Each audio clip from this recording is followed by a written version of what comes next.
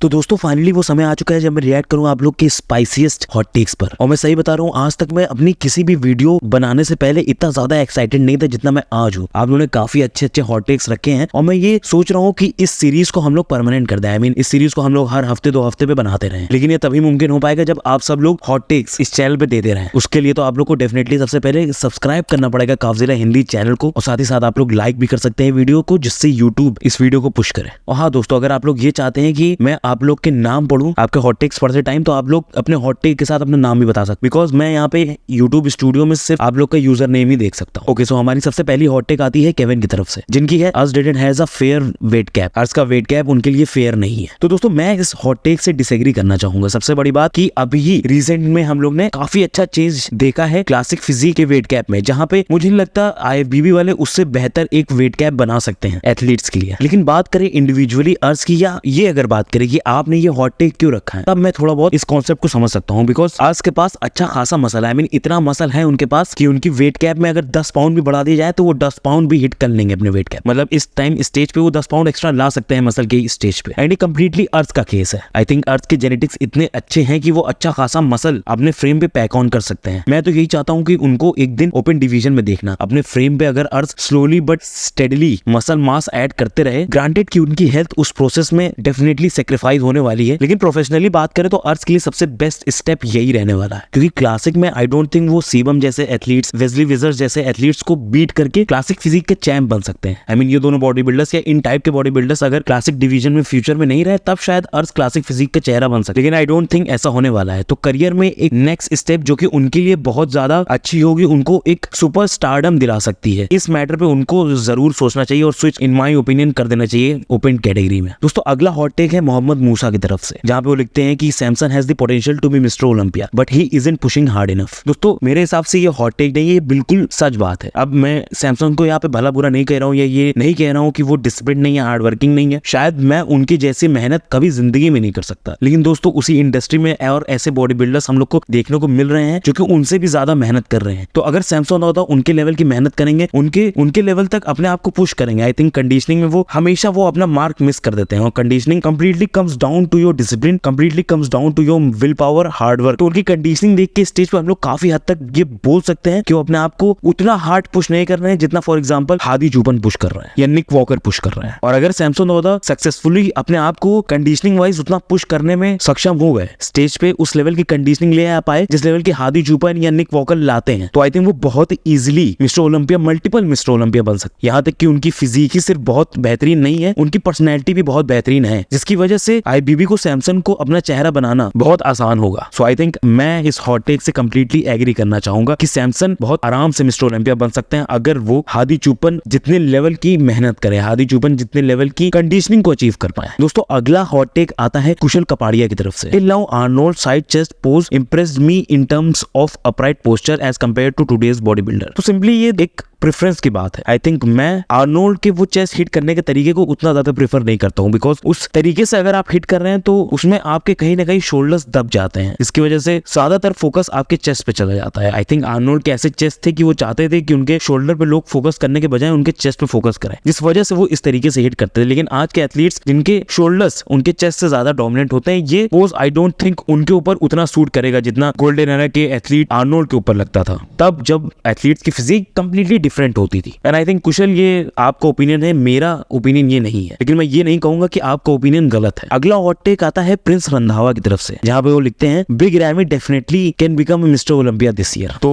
अब मैं इसमें अपना ऑनेस्ट ओपिनियन रखूं तो मुझे नहीं लगता बिग रैमी अब कभी भी मिस्टर ओलंपिया बन पाएंगे। मुझे ये भी नहीं लगता कि बिग रैमी अब टॉप 3 भी क्रैक कर पाएंगे मिस्टर ओलंपिया में। और ये रैमी की बिल्कुल बेइज्जती नहीं है, लेकिन हर इंसान का, हर एथलीट का स्पेशली टाइम आता है, और आई थिंक बिग रैमी का अब वो टाइम आ गया है जहां पे उनकी बॉडी गिव अप कर चुकी है। जिस एज में वो है उस एज में उनकी बॉडी ने इतना ज्यादा बॉडी बिल्डिंग से दिया हुआ अब्यूज झेल लिया है कि अब वो वैसी जवानी वाली बॉडी वापस से स्टेज पे नहीं ला पाएंगे। And I think big ramie अगर वही प्रोपोर्शंस के साथ, जिस प्रोपोर्शंस के साथ हम लोग 2022 के मिस्टर ओलंपिया में दिखे थे, वो लाएंगे तो उनका मिस्टर ओलंपिया जीतना तो बहुत दूर की बात है, उनका टॉप 6 प्लेस करना एक बहुत बड़ी बात होगी। अगला दोस्तों हॉट टेक आता है जगरनॉट की तरफ से, जहां पे लिखते हैं Nick Walker will become Mister Olympia not this year but in future. उसके बाद उनका ये भी हॉट टेक है कि Big Ramy is going to bring his old version. सबसे पहले दोस्तों बिग रैमी की बात करते हैं, बिकॉज अभी हम बिग रैमी के बारे में बात कर रहे थे। तो जैसे कि मैंने बोला, अब आई थिंक एज उनकी उस रिटायरमेंट फेज में आ चुकी है। हर एक इतने हाई लेवल के एक्सट्रीम स्पोर्ट में एक एक्सपायरी डेट होती है हर एक इंसान की, एंड शायद बिग रैमी की अब वो एक्सपायरी डेट आ गई है। इतने ज्यादा हैवी वेट पे एक बॉडी बनी नहीं होती है रहने के लिए, इतने ज्यादा मसल्स के साथ एक बॉडी बनी नहीं होती है रहने के लिए। और उनकी फिजिक में हम जो उनके फ्लॉज देख रहे हैं वो कंप्लीटली इसी तरफ इशारा कर रहे हैं कि अब बिग रैमी का वक्त खत्म हो चुका है। उसके बाद इनका जो निक वॉकर का कमेंट है, आई थिंक मैं इसको बिल्कुल एक रियलिटी के तौर पे देख पा रहा हूँ। आई थिंक निक वॉकर आज नहीं तो कल मिस्टर ओलंपिया डेफिनेटली बन सकते हैं, लेकिन बनेंगे कि नहीं ये हम लोग नहीं बोल सकते। निक वॉकर का बहुत ज्यादा चांस है तब मिस्टर ओलंपिया बनने का जब हमें और उनसे बेहतर एथलीट्स देखने को ना मिले, लेकिन करेंटली उनसे बेहतर एथलीट्स डेफिनेटली हम लोग को दिख रहे हैं। और अब पिट्सबर्ग की गेस्ट पोजिंग देखने के बाद मेरे दिमाग में ये और ज्यादा क्लियर हो चुका है कि निक वॉकर को अगर मिस्टर ओलंपिया बनना है तो काफी चीजों का एक साथ होना बहुत जरूरी है। आई थिंक निक वॉकर का एक परफेक्टली पीक्ड वर्जन हम लोग को स्टेज पे अगर दिख गया और दूसरे टॉप एथलीट्स कहीं ना कहीं ऑफ आए, तब शायद वो ओलंपिया का सैंडो निक वॉकर के हाथ में आ सकता है। नहीं तो उनके पास ऐसे फ्लॉज हैं जो कि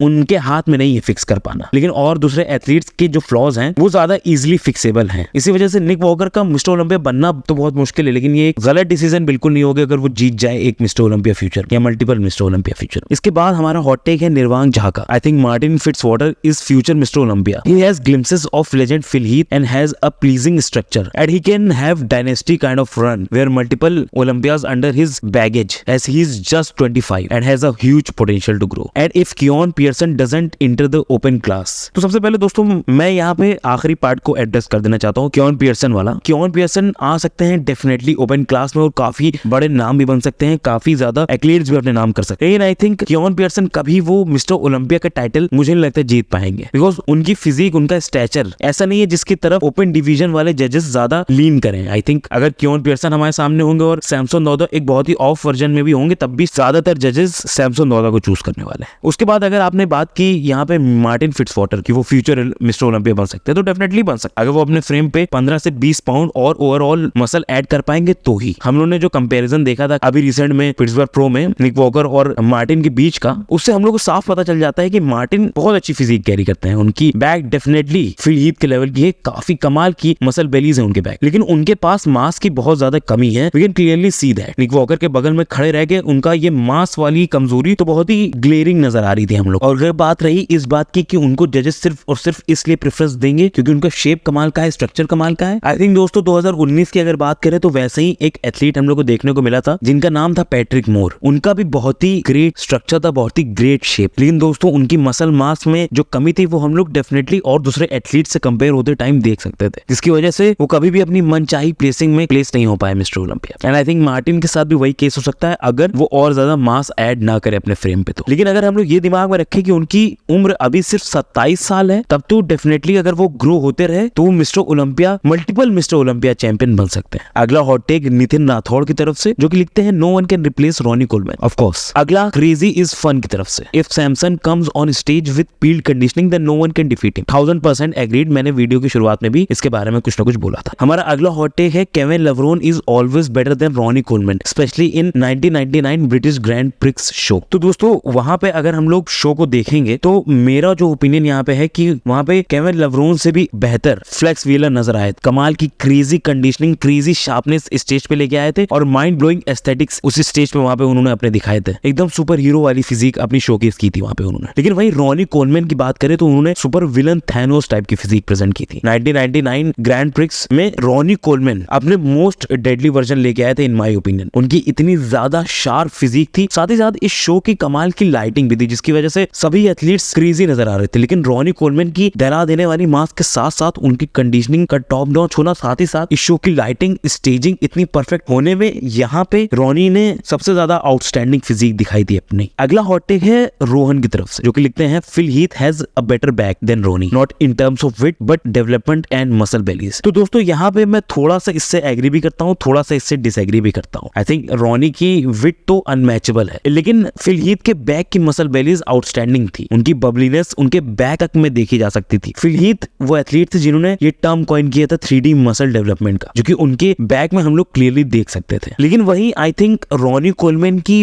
लैट्स को हटा के उनकी ट्रैप्स हमेशा की ग्रेटेस्ट हैं। तो I think muscle belly wise अगर पूरी ट्रैप्स की बात करें हम लोग, अपर ट्रैप्स, मिडिल ट्रैप्स, तो रॉनी की ऑल टाइम बेस्ट है। लेकिन उसके अलावा जितनी भी बैक की मस्कुलेचर्स स्टेट्स हैं वो फिलहीद के बेहतर है, लेकिन I think width of Ronnie Coleman is unbeatable. दोस्तों अगला हॉट टेक आता है ER रमेश की तरफ से, जो कि लिखते हैं Andrew has best ever aesthetics till now in body building. अब दोस्तों आई थिंक बेस्ट एस्थेटिक किसी भी एथलीट का बोलने से पहले जिसको हमें दिमाग में रखना होगा वो है सब्जेक्टिविटी। अब जैसे किसी को एंड्रू जैट की फिजिक बहुत ज्यादा एस्थेटिक लगेगी, लेकिन वहीं किसी को उनकी फिजिक डिस्गस्टिंग भी लग सकती। जिनको इतना ज्यादा मसल नहीं पसंद होता है वो डेफिनेटली उनकी फिजिक को सबसे कमाल के एस्थेटिक नहीं बोल सकता है। यहाँ तक कि काफी लोग सीबम को भी एस्थेटिक नहीं मानेंगे। लेकिन वही आज के दिन अगर हम लोग ओपन कैटेगरी में देखें मिस्टर ओलंपिया की, तो I think in shape Andrew Jacked हर एक बॉडी बिल्डर को बीट कर देंगे एस्थेटिक्स के गेम में। तो आई थिंक अगर आपके हॉट टेक में ये रहता है कि आज के बॉडी बिल्डर में सबसे बेस्ट एस्थेटिक है एंड्रू जैट के इन ओपन कैटेगरी, तो मैं आपसे एग्री करता। लेकिन अभी मैं best aesthetic in body building Andrew Jacked को तो नहीं बोल सकता। दोस्तों अगली हॉट टेक आती है हॉक की तरफ, अर्श कालेसिंस्की की। इस टाइम सबसे ज्यादा पोटेंशियल है किसी भी बॉडी बिल्डर में से, अगर वो सही कदम उठाए तो वो अनबीटेबल बन सकते हैं। तो आई थिंक इस बारे में मैंने वीडियो की शुरुआत में ही बात की थी। डेफिनेटली अगर सही कदम उठाएं अर्श और अपनी बॉडी को उस लेवल तक ले जाए जिस लेवल तक वो जाना चाह रही ऑटोमेटिकली, तो वो अनबीटेबल हो सकते हैं। लेकिन ओपन कैटेगरी में क्लासिक डिवीजन में आई थिंक वो अपनी पोटेंशियल कभी भी पूरी नहीं कर पाएंगे। उतनी उनकी वेट कैप में इतनी ज्यादा लिमिटेशन है और उनको अपनी लिमिट रीच करने के लिए डेफिनेटली स्विच करना पड़ेगा ओपन कैटेगरी में। मतलब जो बंदा ऑफ सीजन में 270 280 पाउंड पे जा सकता है क्लासिक फिजिक का एथलीट होके, वो डेफिनेटली इतना मास कैरी कर सकता है जितना ओपन बॉडी बिल्डर बनने के लिए चाहिए। क्योंकि अगर आप लोग को याद हो तो उस वजन पे भी जितने पे वो लास्ट ऑफ सीजन में गए थे, उनकी कंडीशनिंग हम लोग को सैक्रिफाइस नहीं नजर आ रही थी। इसका मतलब काफी ज्यादा मसल लॉस कर देते हैं वो क्लासिक फिजिक के वेट कैप के अंदर आने के लिए। अगर वो यही चीज करना छोड़ दे तो बहुत ज्यादा वो कॉम्पिटिटिव हो सकते हैं ओपन कैटेगरी में। आई थिंक ये टॉपिक कि अर्श इस टाइम क्या करने वाले हैं अपने फ्यूचर में, किस तरफ कदम उठाने वाले हैं, ये इस टाइम बॉडी बिल्डिंग को बहुत इंटरेस्टिंग बना रहे हैं। दोस्तों हमारा अगला हॉट टेक है न्यूयॉर्क प्रो निक वॉकर नहीं जीत पाएगा। तो आई डोंट थिंक दोस्तों ऐसा केस है, इतना ज्यादा स्ट्रॉन्ग लाइनअप है या इतना खतरनाक इतना डेंजरस कोई एथलीट है जो कि वहां पे निक वॉकर को बीट कर सकता है। वहां पे एक अच्छे सेट ऑफ एथलीट्स हम लोग को डेफिनेटली दिखने वाले हैं, जहां पे सबसे ज्यादा चांस जिसका निक वॉकर के सबसे करीब आने का है वो है क्विंटन एराया। लेकिन मुझे नहीं लगता अभी फ्रेशली एडेड मसल से इतनी ज्यादा स्ट्रॉन्ग फिजिक उन्होंने बिल्ड कर ली होगी या इतना तगड़ा वो इस शो में पीक करके आ भी पाएंगे कि निक वॉकर को हरा। लेकिन निक वॉकर दोस्तों एक सीजन प्रो है जो कि डेफिनेटली इस चीज की गारंटी देते हैं कि वो एक परफेक्टली पीक फिजिक अपनी स्टेज पे लाएंगे। तो उस हिसाब से दोस्तों मुझे नहीं लगता यहाँ पे कोई भी और एथलीट होगा जो कि न्यूयॉर्क प्रो में निक वॉकर को हरा सकता है। दोस्तों हमारा अगला हॉट टेक आता है अभिमन्यु पंडित की तरफ से, जो कि लिखते हैं no mister Olympia has Dorian level conditioning. And I think ये एक हॉट टेक नहीं है, ये दोस्तों कंप्लीटली फैक्ट है। क्योंकि मुझे नहीं लगता कोई भी और ऐसा मिस्टर ओलंपिया विनर है जो कि डोरियन येट्स की कंडीशनिंग को आज तक स्टेज पे कन्वे कर पाया है। आई थिंक डोरियन येट्स से बेहतर मुझे सिर्फ और सिर्फ एक एथलीट की कंडीशनिंग अभी तक लगी है जो कि थे आंड्रेस मुंजर, और वो मिस्टर ओलंपिया तो डेफिनेटली नहीं बन पाए कभी। अगर कंडीशनिंग वाइज बहुत ही क्लोज जो कि डोरियन येट्स के आ रहे हैं मिस्टर ओलंपियास, वो आई थिंक हार्डी चूपन एंड फिलहीद ही है। उनके अलावा मुझे नहीं लगता कोई भी और दूसरा मिस्टर ओलंपिया चैंपियन है जिसकी डोरियन येट्स के कहीं आसपास भी कंडीशनिंग। आई थिंक रॉनी भी बहुत कमाल की कंडीशनिंग लाते थे स्टेज पे, लेकिन उनकी थोड़ी डिफरेंट टाइप की कंडीशनिंग होती थी, उनकी थोड़ी फुलर कंडीशनिंग होती थी। वही फिलहीद की रेजर शार्प होती थी, वैसे ही हार्डी चूपन की भी होती थी, लेकिन उसी शार्पनेस को उसी ड्राइनेस को एक हैवानियत की लेवल पे लेके गए थे mister Olympia champion Dorian Yates. दोस्तों अगला हॉट टेक आता है विपुल की तरफ से, जो कि लिखते हैं my hot take is Ronnie Coleman has the best physique of all time. Open body building standards के हिसाब से इस स्टेटमेंट को जज करें तो ये बोलना बिल्कुल भी गलत नहीं होगा। रॉनी कोलमैन की ग्रेटेस्ट फिजिक का सबसे बड़ा उदाहरण उनके 8 मिस्टर ओलंपिया चैंपियन ट्रॉफी है। लेकिन दोस्तों ग्रेटेस्ट और बेस्ट में थोड़ा बहुत तो फर्क आता ही है। आई थिंक बेस्ट एक अपनी चॉइस होती है, एंड अगर ये आपकी चॉइस है तो आई डोंट थिंक ये एक हॉट टेक है। आपका कुछ भी चॉइस हो सकती है। आई थिंक कोई ये भी मान सकता है कि उसको बबल गट अच्छी लगती है तो